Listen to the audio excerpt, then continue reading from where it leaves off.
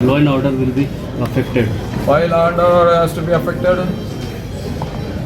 Why law and order has to be affected? Sir, ED is doing its duty. It is the duty of the Chief Minister to give the right answers to the ED. Why? No Chief Minister is above. Why law and order situation will go into worst? Why? Public is angry, he said. Why public is angry? Why public should get angry? No questions? No questions in a democracy is not allowed. You know, the Prime Minister has answered to the special investigation team for a long time. You have to give the answers if you want to become the leader. thank you, sir. Hemant Soren ji भी कहे हैं, झारखंड से वो कहीं बाहर भागे नहीं है, वो झारखंड में ही है, रांची में ही है। अगर उन्हें कोई एक्शन लेना है तो वो ले सकते हैं। आगे का क्या कुछ रणनीति है?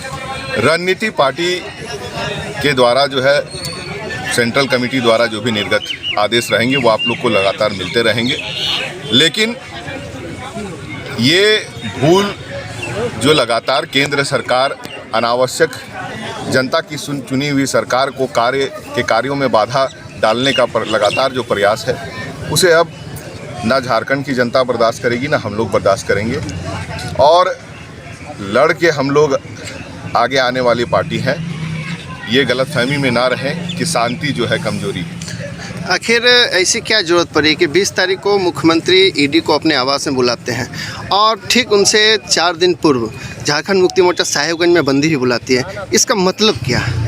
किस दृष्टिकोण से आप इसे देखना चाहते हैं?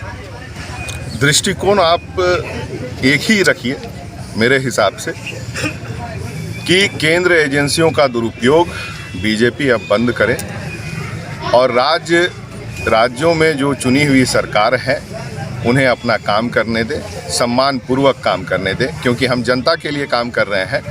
उनके वॉशिंग मशीन में हम धुलने के लिए तैयार नहीं का दिखाया गया। बड़े दुख की बात है कि साहेबगंज और पाकुड़ का जो राजस्व का आकलन अगर देखा जाए तो मुझे लगता है झारखंड में सबसे टॉप में पाकुड़ और साहेबगंज की स्थिति होगी। और उसके बावजूद 9 साल से जिस तरह से हम मांग कर रहे हैं और यहाँ पे जो है सिर्फ 2 स्टॉपेज दिखा करके ये अपना चेहरा चमका रहे हैं, तो यहाँ के लोगों को खैरात बिल्कुल नहीं चाहिए। तो इस तरह की दोहरी नीति लगातार झारखंड और सभी उन राज्यों में जहाँ पे कि बीजेपी की सरकार नहीं है, लगातार वहाँ के नेताओं पे आदेश लगातार इनके सामने से जो है पूरे देश के अंदर पर्याप्त हो रहा है कि जहाँ जहाँ बीजेपी की सरकारें नहीं हैं वहाँ पे केंद्र एजेंसियों का दुरुपयोग कर जिस तरह से बीजेपी राज्य के द्वारा चुनी गई सरकारों को परेशान करने की प्रयास कर रही है और जिस तरह से माननीय हेमंत सोरेन के चेहरे को धूमिल करने का प्रयास किया जा रहा है, बदनाम करने का प्रयास किया जा रहा है।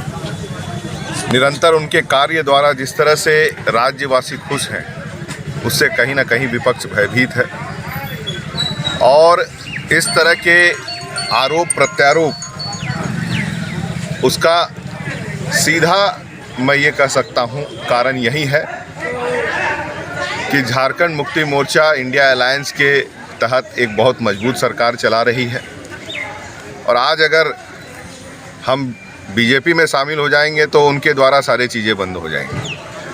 अनेकों लोगों पे उन्हीं के द्वारा आरोप लगाने के बाद कई राज्यों में ऐसे देखा गया है कि जो नेता उनके साथ मिल गए उनको सारा आरोप मुक्त कर दिया गया, उनके ऊपर जो भी जांच है सारी बंद कर दी गई।